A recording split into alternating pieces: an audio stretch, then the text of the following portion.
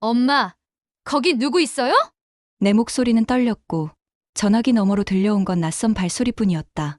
순간 귀를 찢는 듯한 비명. 그리고 뚝 전화는 끊겼다. 뉴욕의 하숙방은 적막했다. 노트북 불빛만이 희미하게 내 얼굴을 비추고 있었다. 나는 멍하니 휴대폰 화면을 바라봤다. 차갑게 떠있는 글자, 통화 종료. 그 두 글자가 내 가슴을 얼어붙게 했다. 설마 엄마한테 무슨 일이? 나는 손으로 입을 막았다. 그 순간 창밖에서 들려오는 바람 소리마저 엄마의 마지막 외마디처럼 들려왔다. 평범한 저녁 식사 안부로 시작된 통화였다. 그런데 몇 분도 안 돼. 그것이 내 인생의 균열이 되었다. 유나야, 저녁은 먹었니? 응. 엄마는 오늘 가게 힘들지 않았어. 분명히 다정했던 목소리. 하지만 마지막에 들려온 건 세상에서 가장 두려운 엄마의 비명이었다. 나는 알았다. 이건 단순한 전화가 아니었다. 엄마가 남긴 지옥의 문이 열리는 경고였다. 엄마, 대답 좀 해요. 거기 누구 있어요? 비명이 울린 순간 휴대폰은 뚝 끊겼다. 나는 그대로 얼어붙은 채 화면만 바라봤다. 통화 종료. 차갑게 떠있는 두 글자가 내 심장을 조여왔다.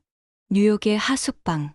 창밖에는 눈발이 흩날리고 있었지만 내 귀에는 여전히 엄마의 마지막 비명이 맴돌고 있었다. 밤새 노트북 불빛만 바라보다 결국 결심했다. 안 되겠어. 바로 가야 해. 서둘러 짐을 꾸려 비행기 표를 예약했다. 손이 덜덜 떨렸지만 멈출 수 없었다. 엄마에게 무슨 일이 생겼다는 건 직감이었다. 10여 시간의 비행. 인천공항 도착 게이트를 빠져나왔을 때 사람들의 환호와 포옹이 눈에 들어왔다. 그러나 나를 반겨줄 얼굴은 어디에도 없었다. 엄마가 마중 나와줄 거라는 희망은 처음부터 허상이었다. 심장이 쿵 내려앉았다. 휴대폰을 꺼내 다시 전화를 걸었지만 전원이 꺼져 있습니다라는 기계음만 돌아왔다. 택시를 잡아타고 집으로 향했다. 창밖 풍경은 분명 익숙했지만 왠지 낯설고 서늘했다. 마치 모든 게 바뀌어버린 것 같았다. 오랜만에 도착한 집. 문은 굳게 잠겨 있었고 창문마다 불이 꺼져 있었다. 나는 초인종을 눌렀다. 한참 뒤 철컥거리는 소리와 함께 문이 열렸다.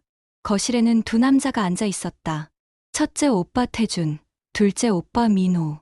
둘 다 놀란 표정으로 나를 바라봤다. 유나, 갑자기 왜 온 거야? 민호가 먼저 말을 꺼냈다. 나는 곧장 물었다. 엄마 어디 있어? 며칠 전 통화하다가 비명 지르시고 그 뒤로 연락이 안 돼. 순간 태준이 눈길을 피했다. 잠시 침묵이 흐른 뒤 무겁게 입을 열었다. 엄마 요즘 상태가 안 좋으셔. 혼자 계시는 게 위험해서 요양원에 모셨어. 요양원. 나는 고개를 저었다. 거짓말하지 마. 엄마 목소리 분명 비명이었어. 무슨 일이 있었던 거야? 민호가 억지 웃음을 지었다. 유나야, 내가 예민해서 그래. 시차 적응도 안 됐을 텐데 좀 쉬어. 내일 가자. 그 말은 오히려 불신을 키웠다. 나는 곧장 밖으로 나섰다. 집 근처 상가 관리실을 찾았다. 사정을 설명하자 경비 아저씨가 CCTV를 보여주었다. 화면 속 골목, 검은 승합차 한 대가 서더니 낯선 남자 둘이 엄마를 양옆에서 억지로 끌어냈다. 엄마의 목소리가 희미하게 녹음되어 있었다. 나, 이거 불법이야. 왜 이러는 거야? 나는 숨이 막혔다. 그리고 길 건너에서 그 장면을 지켜보고 있는 한 남자의 얼굴. 정확히 큰오빠 태준이었다. 손이 덜덜 떨렸다. 영상 속 진실은 너무도 분명했다. 엄마는 스스로 요양원에 간 게 아니었다. 강제로 끌려간 것이었다.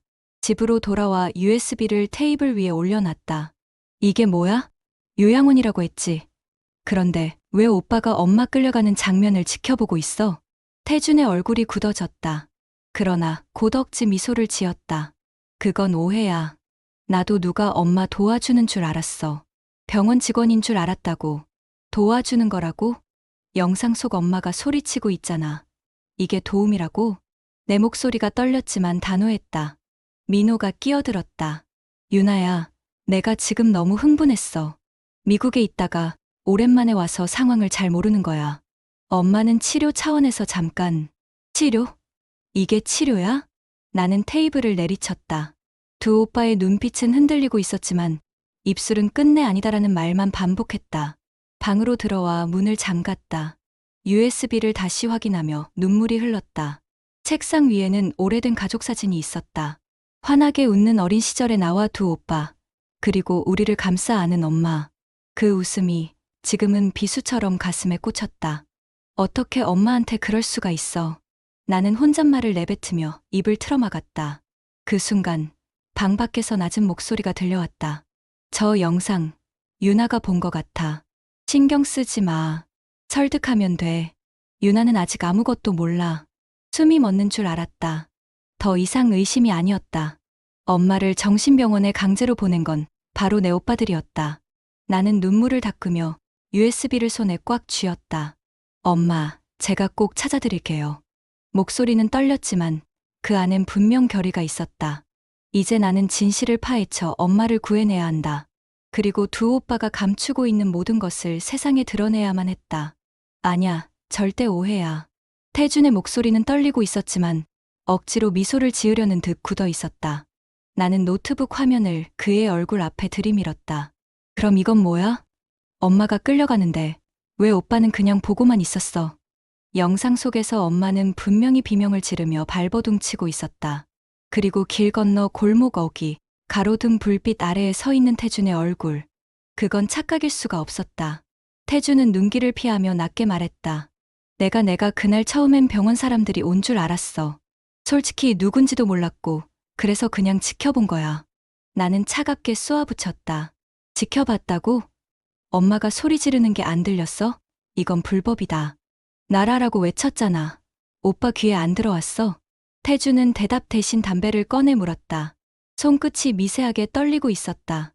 민호가 옆에서 서둘러 끼어들었다. 유나야, 그날 밤 어두웠잖아. 형도 제대로 못 봤을 거야. 내가 너무 예민해서 그래. 요양원에 가신 거라니까. 나는 고개를 저었다. 아니야. 나만 그렇게 본 게 아니야. 다음 날, 집 앞 골목에서 마주친 김할머니가 떠올랐다. 마당에서 빨래를 널던 그분은 나를 보자마자 말했다. 내가 유나구나. 엄마 찾으러 온 거지? 나는 조심스럽게 물었다. 며칠 전 엄마 보셨어요? 할머니는 망설이다가 고개를 끄덕였다. 밤에 창문으로 봤는데 남자들이 내 엄마를 억지로 차에 태우더라. 엄마가 크게 소리도 지르고 그런데 내 형이 그 옆에 있었어. 그냥 지켜보더구나. 그 말은 내 심장을 내려앉게 만들었다. CCTV와 이웃의 증언이 일치했다. 집으로 돌아와 거실에 앉은 두 오빠를 바라봤다. 이웃이 직접 봤어. 엄마가 끌려가면서 소리 지른 거. 그런데도 아직도 오해라고 할 거야? 태주는 얼굴이 굳어지더니 결국 술잔을 집어들었다. 그 노인네가 잘못 본 거야. 나도 솔직히 뭐가 뭔지 모르겠어. 그냥 병원 사람들인 줄 알았다고 했잖아. 민호가 맞장구 치듯 말했다. 유나야, 너 지금 흥분해서 그래. 엄마 상태가 안 좋아진 건 사실이야. 치료 차원이라고 이해해. 나는 목소리를 높였다. 치료? 강제로 끌고 가는 게 치료야. 엄마는 분명히 원하지 않았어. 순간 거실의 공기가 얼어붙었다. 두 형제는 서로 눈빛을 주고받았지만 끝내 침묵했다. 나는 엄마 방을 뒤지기 시작했다. 옷장 깊숙한 곳에서 작은 수첩 한 권이 나왔다. 삐뚤빼뚤한 글씨가 남아있었다. 태준, 민호 요즘 나를 이상하게 본다. 돈 얘기만 꺼낸다. 집에 오면 술 냄새가 진동한다. 무섭다. 혹시 내가 사라지거든 유나에게 알릴 것. 눈물이 차올랐다. 엄마는 이미 두 아들의 속셈을 눈치채고 있었다. 그리고 혹시 모를 사태에 대비해 내 이름을 적어둔 것이다. 나는 수첩을 가슴에 끌어안으며 속삭였다. 엄마, 제가 꼭 찾아낼게요. 그날 밤, 나는 방에 홀로 앉아 수첩을 다시 읽고 있었다. 그때 방문 너머로 들려오는 낮은 대화. 유나가 그 영상까지 봤어. 신경 쓰지 마. 증거는 우리 손에 없어. 설득하면 돼. 만약 밖으로 새면? 그럴 일 없어. 유나 혼자 뭘 할 수 있겠어. 나는 손으로 입을 막았다. 심장이 미친 듯이 뛰었다. 오빠들이 아직도 숨기면 된다고 믿고 있다는 사실이 오히려 내 결의를 더 단단하게 만들었다. 다시 노트북을 켜고 CCTV 영상을 돌려봤다. 엄마의 비명, 끌려가는 몸부림, 그리고 태준의 얼굴. 그 장면이 머릿속에서 불길처럼 번졌다. 이건 오해가 아니야. 엄마는 분명 끌려갔어. 그리고 그걸 지켜본 사람은 우리 오빠야. 나는 USB를 주머니 속에 넣고 작은 목소리로 다짐했다. 엄마, 제가 반드시 데려올게요. 아무도 믿지 않아도 끝까지 싸울 거예요. 엄마, 대체 어디에 계신 거예요? 나는 한밤중 거실 소파에 웅크려 앉아 수첩을 다시 펼쳐들었다. 엄마의 삐뚤빼뚤한 글씨가 내 가슴을 찔렀다. 혹시 내가 사라지거든 유나에게 알리라. 눈물이 고였지만 멈출 수 없었다. 엄마는 분명 뭔가를 눈치챘고 나한테 신호를 남긴 거다. 나는 엄마의 흔적을 찾아내야 했다. 다음 날 CCTV 원본 영상을 다시 확인했다. 엄마를 끌고 가던 승합차의 번호판이 순간적으로 잡혔다. 흐릿했지만 확대하면 겨우 읽을 수 있었다. 72저 8143점. 나는 적어두었다. 그리고 지인에게 부탁해 차량 조회를 시도했다. 몇 시간 뒤 지인의 목소리가 전화 너머로 떨렸다. 유나야, 그 번호판 특정 정신병원 이송 차량으로 등록돼 있어. 개인이 부른 게 아니라 계약된 거야. 가슴이 철렁 내려앉았다. 병원 이송 차량. 즉, 엄마는 자발적으로 간 게 아니라 누군가 계약을 맺어 끌려간 것이었다. 집으로 돌아와 엄마 방을 다시 살폈다. 옷장 구석, 낡은 스웨터 속에서 낯선 손수건이 접혀 있었다. 하얀 손수건 끝자락엔 붉은 얼룩이 묻어 있었다. 나는 그대로 무너져 주저앉았다. 엄마, 피일까? 아니면 단순한 얼룩일까? 확신할 수는 없었지만 그 순간 냄새가 코끝을 스쳤다. 약품 냄새 같았다. 소독약의 싸한 향. 나는 손수건을 봉투에 넣었다. 이건 또 하나의 증거였다. 며칠 뒤 쓰레기장에서 흩어진 종이 조각을 발견했다. 파쇄된 문서 조각이 바람에 날리고 있었다. 나는 허겁지겁 그것들을 주워 모았다. 밤새 이어붙인 끝에 희미하게 글씨가 드러났다. 2번 동의서. 그리고 보호자란에는 낯익은 글자가 쓰여 있었다. 정태. 숨이 턱 막혔다. 정태준. 오빠 이름이었다. 나는 조각난 종이를 붙잡고 속으로 중얼거렸다. 오빠, 결국 이거였어. 엄마를 강제로 입원시킨 거, 내가 서명한 거잖아. 다음 날, 거실에서 오빠들을 마주했다. 나는 조각난 동의서를 테이블 위에 펼쳐놨다. 이거, 쓰레기장에서 주운 거야. 2번 동의서. 보호자 서명란에 오빠 이름 있더라. 태준의 얼굴이 순식간에 하얗게 질렸다. 그러나 이내 목소리를 높였다. 그건 조작된 거야. 어디서 주워온 건데 그렇게 단정해. 민호가 곧장 맞장구 쳤다. 유나야, 이런 문서 함부로 믿으면 안 돼. 누가 일부러 흘렸을 수도 있어. 나는 USB와 수첩, 손수건, 동의서 조각을 차례대로 꺼내 보였다. 오빠들, 이제 거짓말하지 마. 엄마는 분명히 끌려갔어. 그리고 그걸 지켜본 사람도, 서명한 사람도 오빠들이야. 태주는 분노에 차 술잔을 내리쳤다. 그만해. 내가 뭘 안다고 그렇게 단정해. 민호가 억지로 태준을 진정시키려 했지만 이미 그의 눈빛은 흔들리고 있었다. 나는 오빠들의 모습이 더는 가족으로 보이지 않았다. 가족 사진 속 웃는 얼굴들은 다 가짜였던 걸까? 방으로 들어온 나는 침대에 몸을 던졌다. 수첩, USB, 손수건, 동의서 조각. 내 앞에 나란히 놓인 것들은 엄마의 목소리 같았다. 유나야, 내가 나를 구해야 한다. 나는 손등으로 눈물을 훔치며 입술을 깨물었다. 엄마 이제 확신해요. 이건 단순한 오해가 아니에요. 오빠들이 엄마를 팔아넘긴 거예요. 창문 너머로 시선이 느껴졌다. 커튼 사이로 보니 골목 어귀에 누군가 서 있었다. 그림자는 분명 태준이었다. 휴대폰을 귀에 대고 낮게 중얼거리고 있었다. 유나, 더 이상 두면 안 되겠다. 더는 두고 볼 수 없어. 나는 그날 새벽 조용히 방문을 열고 나왔다. 거실 불은 꺼져 있었고 두 오빠의 방에서 거친 숨소리가 들려왔다. 그 순간 내 심장은 쿵쾅거리며 귀까지 울렸다. 지금이야. 엄마의 진짜 흔적을 찾아야 해. 민호의 방문은 잠겨있지 않았다. 컴퓨터 책상 위, 정리되지 않은 서류 뭉치와 영수증들이 널려 있었다. 나는 숨을 고르고 서류를 뒤적였다. 그러다 서랍 깊숙이 숨겨진 작은 USB를 발견했다. 검은색 외장 케이스, 눈에 익은 흔적, 직감적으로 알 수 있었다. 이 안에 뭔가 있어. 떨리는 손으로 노트북에 USB를 꽂았다. 폴더 하나가 떴다. 계약 파일. 파일을 열자 스캔된 문서들이 잇따라 나타났다. 가장 먼저 눈에 들어온 건 이번 동의서였다. 보호자 서명란에 선명하게 쓰여 있는 이름, 정태준. 하지만 이상했다. 서명 위에는 도장 자국이 겹겹이 찍혀 있었다. 색깔도 일정하지 않았다. 명백히 조작된 흔적. 그리고 이어지는 또 다른 문서.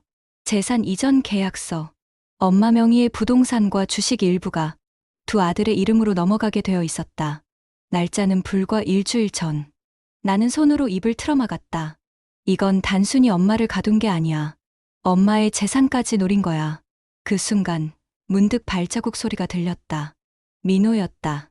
나는 황급히 USB를 빼 주머니에 넣고 책상 위를 정리했다. 민호가 방에 들어와 내 모습을 보고 눈을 크게 떴다. 유나, 여기서 뭐 해? 나는 최대한 침착하게 대답했다. 그냥 엄마 흔적 좀 찾고 있었어. 민호의 시선이 책상과 내 손을 번갈아 훑었다. 그러나 그는 아무 말도 하지 않았다. 대신 낮게 한숨을 내쉬었다. 제발, 너무 캐묻지 마. 내가 다칠 수 있어. 그 말투에는 두려움이 섞여 있었다. 민호 역시 이 모든 상황을 불안해하고 있다는 걸 느낄 수 있었다. 아침, 거실에 가족이 모였다. 나는 태준 앞에 USB를 던졌다. 이거 민호 방에서 찾았어.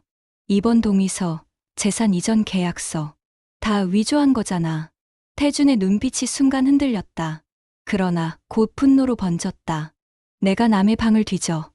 감히 내 동생 방을 뒤져? 민호는 얼굴이 창백해졌다. 형, 진정에 괜히 더 크게 만들지 말자. 하지만 태준은 민호를 노려보았다. 너, 이걸 왜 숨겼어? 내가 이 짓 다 계획한 거지. 민호는 허둥지둥 손사래를 쳤다. 아냐, 형. 그냥 형이 시켜서. 말이 끝나기도 전에 태준이 테이블을 주먹으로 내리쳤다. 컵이 깨지며 물이 흩날랐다. 태준은 벌떡 일어나 나를 노려봤다. 얼굴은 붉게 달아올랐고 눈빛은 살기가 어려 있었다. 유나, 너 내가 우리 가족을 파멸시키고 있어. 차라리. 그는 입술을 꾹 깨물더니 술에 취한 목소리로 중얼거렸다. 엄마도 너도 없애버렸어야 했어. 숨이 막혔다. 민호가 황급히 형을 붙잡았다. 형, 제정신이야? 그런 말 하면 안 돼. 그러나 이미 늦었다. 태준의 입에서 나온 그 말은 칼처럼 내 가슴을 베어버렸다. 두려움과 결심. 나는 주머니 속 USB를 꼭 쥐었다. 손끝이 차갑게 얼어붙었다. 이건 단순한 다툼이 아니야. 이제는 전쟁이야. 오빠들의 욕망은 이미 선을 넘었다. 그리고 나와 엄마의 생명까지 위협하고 있었다. 나는 속으로 다짐했다. 엄마, 끝까지 싸울게요. 이제 물러설 수 없어요. 그날 밤, 거실 불빛이 꺼진 뒤, 방 안에서 누군가 몰래 속삭이는 소리가 들려왔다. 유나를 막지 않으면 우린 끝장이야. 정유나 씨 맞으시죠? 낯선 목소리에 나는 몸을 움찔했다. 골목 모퉁이, 하얀 마스크를 낀 여자가 서 있었다. 병원 가운에 두툼한 코트를 걸친 모습, 눈빛이 불안하게 흔들리고 있었다.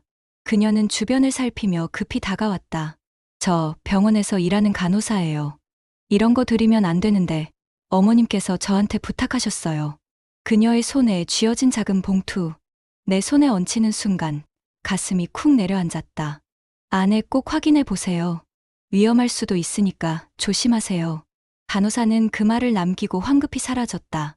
나는 봉투를 움켜쥐고 집으로 달려왔다. 방 안에 들어와 문을 잠그고 봉투를 열었다.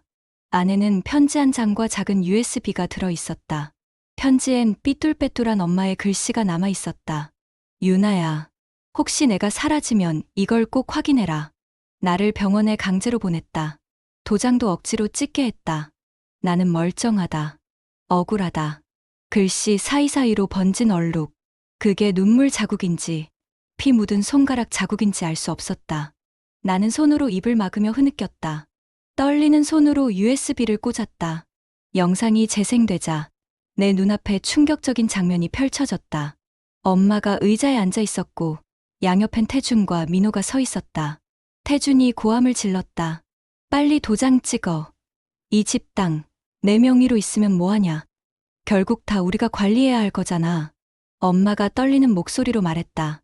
싫다, 그건 내 거다. 나는 아직 건강하다. 민호가 서류를 탁 치며 책상을 내리쳤다. 엄마, 끝까지 이렇게 나오실 거예요? 도장 안 찍으면 다시 병원에 처박아 버릴 거야. 엄마가 몸을 움찔하자 태준이 손바닥으로 엄마의 어깨를 거칠게 밀쳤다. 내가 뭐 대단하다고 버티는 거야. 내가 키워준 자식들이 이렇게 요구하는데 왜 못 들어? 순간 화면 속 엄마의 얼굴에 붉은 자국이 번졌다. 민호가 억지로 엄마 손을 잡고 도장을 찍게 하려 했다. 엄마는 울부짖으며 몸부림쳤지만 힘이 약했다.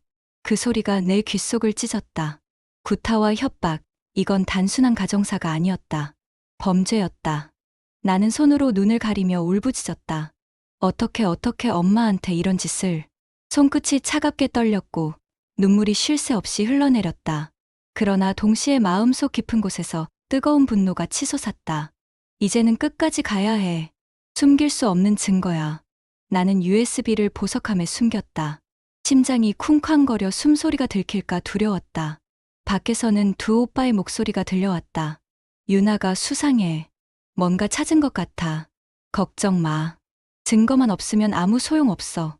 나는 입술을 깨물며 손등으로 눈물을 훔쳤다. 엄마, 이제 제가 지켜드릴게요. 어떤 일이 있어도. 늦은 밤, 방을 나와 거실로 향했다. 불빛 아래 테이블 위에 보석함이 열려 있었고 태준이 그 앞에 앉아 USB를 손에 쥔 채 나를 향해 비웃고 있었다. 유나야, 이게 뭐야? 우리 몰래 이런 걸 챙겨. 숨이 막히며 손끝이 얼어붙었다. 들켰다. 이제 진짜 목숨을 건 싸움이 시작됐다. 유나야, 이게 뭐야? 태준이 USB를 손끝으로 굴리며 비죽 웃었다. 그 웃음은 서늘했다. 우리 가족끼리 이런 것까지 준비해? 마치 경찰에 증거 내밀듯이.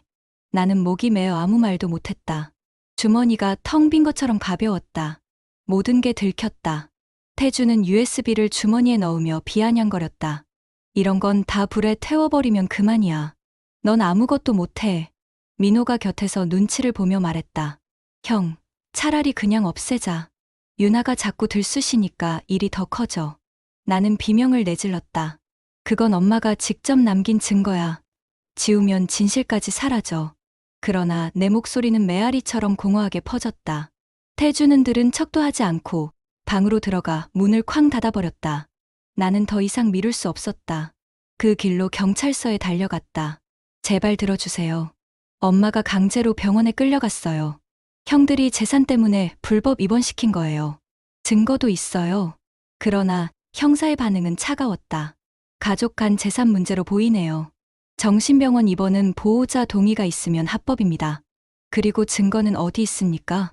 나는 입술을 깨물었다. 있었어요. 영상이 있었는데 지금은 형들이 가져갔어요. 형사는 한숨을 쉬며 의자에 기대었다. 영상이 조작된 건 아닐까요? 요즘은 편집 기술이 좋아서. 심장이 내려앉았다. 경찰조차 믿지 않는다는 사실이 더 큰 절망으로 다가왔다. 그날 밤 간호사에게서 전화가 걸려왔다. 유나 씨, 죄송해요. 더는 도와드릴 수 없을 것 같아요. 왜요? 무슨 일 있어요? 오늘 병원장실로 불려갔어요. 괜한 일에 끼어들면 잘리게 될 거다라고. 심지어 누가 날 미행하는 것 같아요. 간호사의 목소리는 두려움으로 떨리고 있었다. 혹시라도 제가 연락 끊기면 그땐 저도 위험해진 거예요. 제발 조심하세요. 뚝. 통화가 끊겼다. 나는 휴대폰을 꼭 쥔 채 멍하니 앉아 있었다. 이제는 간호사까지 위험에 처한 것이다. 집에 돌아오자 두 오빠와 며느리들이 거실에 모여 앉아 있었다. 태준이 나를 노려보며 말했다. 유나, 경찰에 갔다 왔다며? 내가 뭘 말했는지 다 알아. 민호가 억지 미소를 지으며 거들었다. 하지만 경찰은 믿지 않잖아. 결국 너만 이상한 사람 되는 거야. 괜히 엄마 걱정한다면서 집안 명예 더럽히지 마. 나는 몸이 떨렸다. 엄마는 병원에 끌려갔어. 내가 다 봤다고. 그러자 태준이 서류 하나를 툭 내밀었다. 여기. 정식 입원 동의서야. 보호자 도장도 다 찍혀 있어. 합법이야. 나는 눈이 휘둥그레졌다. 그 서류는 내가 파쇄된 조각에서 이어붙인 것과 같은 양식이었다. 그러나 이번엔 도장이 또렷했고 날짜도 달라져 있었다. 위조를 다시 한 것이다. 그들은 계속 증거를 조작하고 있었다. 방 안에 홀로 앉았다. 손에는 엄마의 수첩과 손수건뿐. USB는 빼앗겼고 경찰도 믿지 않았다. 간호사마저 위험에 놓여 입을 다물 수밖에 없었다. 모든 것이 무너져 내리는 기분이었다. 나는 수첩을 끌어안고 흐느꼈다. 엄마 미안해요. 제가 너무 무력해요. 그러나 눈물이 멎자 마음속에 서서히 불씨가 일어났다. 아니야. 아직 끝난 게 아니야. 어떤 수를 써서라도 진실을 밝혀야 해. 그 순간 창문 밖에서 낮게 울리는 목소리가 들려왔다. 커튼 사이로 보니 태준이 골목에서 전화를 하고 있었다. 유나, 더 두면 안 되겠다. 어떻게든 막아야 해. 담배 불빛이 어둠 속에서 번쩍였다. 그 불빛은 마치 나를 겨누는 총구처럼 차갑게 빛나고 있었다. 유나 씨 여기요. 골목 어귀에서 손을 흔드는 사람. 바로 그 간호사였다. 얼굴은 창백했고 숨이 가쁘게 몰아쉬고 있었다. 위험하다고 하지 않았어요? 나는 놀라며 물었다. 그녀는 떨리는 손을 내밀었다. 손 위에는 낡은 스마트폰이 놓여 있었다. 어머님 휴대폰이에요. 병원에서 몰래 보관하고 계셨는데 저한테 맡기셨어요. 꼭 유나에게 전해달라고. 나는 그대로 얼어붙었다. 휴대폰을 손에 쥐자 마치 엄마의 체온이 전해지는 것 같았다. 결정적 증거. 집으로 돌아와 방문을 잠그고 전원을 켰다. 사진첩 속 마지막 폴더. 영상이 하나 있었다. 재생 버튼을 누르자 화면 속에서 들려온 건 엄마의 절규였다. 이건 불법이야. 내 재산은 내가 관리한다. 두 오빠가 서류를 들이밀며 소리를 지르고 있었다. 태준이 손바닥으로 엄마 뺨을 후려쳤다. 도장 찍어. 다 너 위해서 하는 거야. 민호가 뒤에서 엄마의 팔을 비틀며 억지로 도장을 찍게 했다. 그리고 화면 한쪽 며느리들이 나타났다.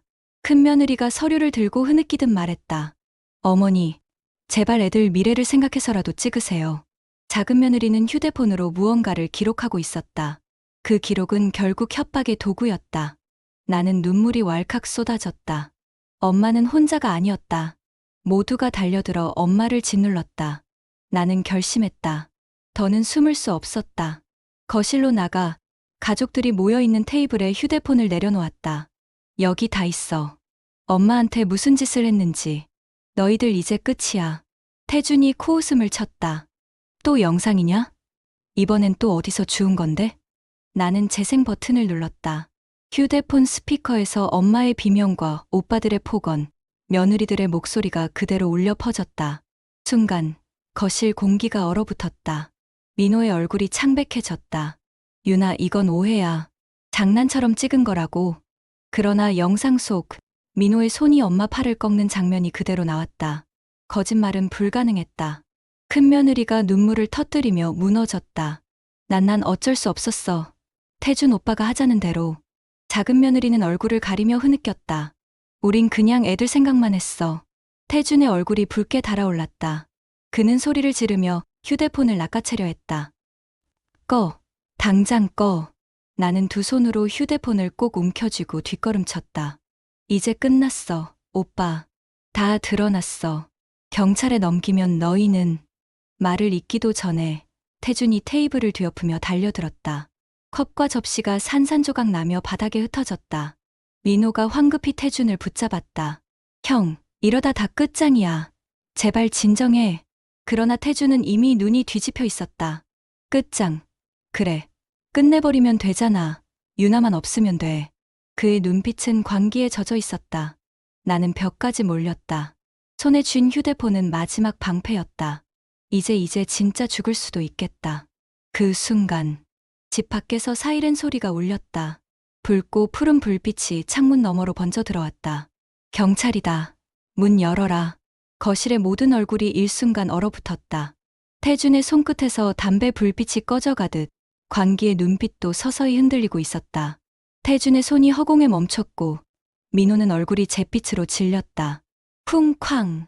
문이 열리며 경찰들이 들이닥쳤다. 순식간에 오빠들의 두 팔이 뒤로 꺾여 수갑이 채워졌다. 이건 누명의 함정이야. 우릴 믿어야 해. 태준이 필사적으로 외쳤지만 그의 목소리는 허공에 메아리 쳤다. 민호는 그 자리에서 무릎을 꿇고 머리를 감쌌다. 며느리들은 울음을 터뜨리며 경찰에게 끌려나갔다. 나는 구석에 선 채 차갑게 굳은 손으로 휴대폰을 쥐고 있었다. 드디어 진실이 드러난 것이다. 며칠 뒤 경찰의 보호 아래 병원으로 향했다. 철문이 열리고 흰 벽이 이어지는 복도를 지나자 낯익은 얼굴이 눈에 들어왔다. 엄마였다. 창백한 얼굴에 주름이 깊게 패여 있었지만 눈빛만은 또렷하게 나를 향했다. 엄마. 나는 달려가 엄마의 품에 안겼다. 차갑던 세상이 그 순간 따뜻하게 녹아내렸다. 엄마의 손길이 떨리며 내 등을 감쌌다. 유나야, 내가 결국 날 찾아줬구나. 그 목소리는 마치 살아 돌아온 심장이었다. 며칠 지나지 않아 언론은 사건을 대서특필했다. 억대 재산 가진 모친 강제 입원시킨 두 아들, 재산 욕심에 어머니 폭행까지 충격 사건. 사람들의 분노가 쏟아졌다. 어떻게 자식이 그럴 수가 있냐. 끝까지 욕망 앞에선 피도 눈물도 없네. 그러나 나는 언론의 소란보다 엄마의 눈에 맺힌 눈물이 더 무거웠다. 집으로 돌아와 다시 마주 앉았을 때 엄마는 창밖을 바라보다가 조용히 입을 열었다. 유나야, 사실은 끝까지 저 애들을 경찰에 넘기고 싶진 않았단다. 내 피고살인데 어떻게 엄마가 제 손으로 아들들을 내치겠니? 엄마의 목소리는 갈라졌다. 하지만 내가 살려면, 너를 지키려면 어쩔 수 없더구나. 나는 엄마의 떨리는 손을 꼭 잡았다. 엄마, 잘못 아니에요. 엄마가 아니었다면 우리 둘 다 이미 무너졌을 거예요. 엄마는 눈물을 훔치며 고개를 끄덕였다. 밤이 깊어 거실에 둘만 남았을 때 엄마가 나지막이 속삭였다. 가족이란 게 결국 끝까지 곁에 남아주는 사람을 말하는 거구나. 나는 고개를 끄덕였다. 그래요, 엄마. 피로 맺어진 게 아니라 마음으로 지켜주는 게 진짜 가족이에요. 우리는 서로를 꼭 끌어안았다. 창밖에선 바람이 불었지만 그 순간만큼은 세상의 어떤 추위도 닿지 못했다. 며칠 뒤 오빠들은 경찰차에 실려 법정으로 향했다. 엄마는 창밖을 바라보며 눈물을 흘렸다. 그 눈물 속엔 분노보다 연민이 더 짙게 배어 있었다. 나는 엄마의 손을 잡으며 다짐했다. 이제부턴 제가 엄마 곁을 지킬게요. 다시는 누구도 엄마를 울리지 못하게 할 거예요. 엄마가 나를 바라보며 미소 지었다. 내 딸, 이제는 내가 너한테 의지해야겠구나. 그 말에 가슴이 뜨겁게 차올랐다. 비록 가족이라는 이름은 무너졌지만 마지막까지 남은 두 사람만의 끈은 어떤 시련도 끊지 못했다.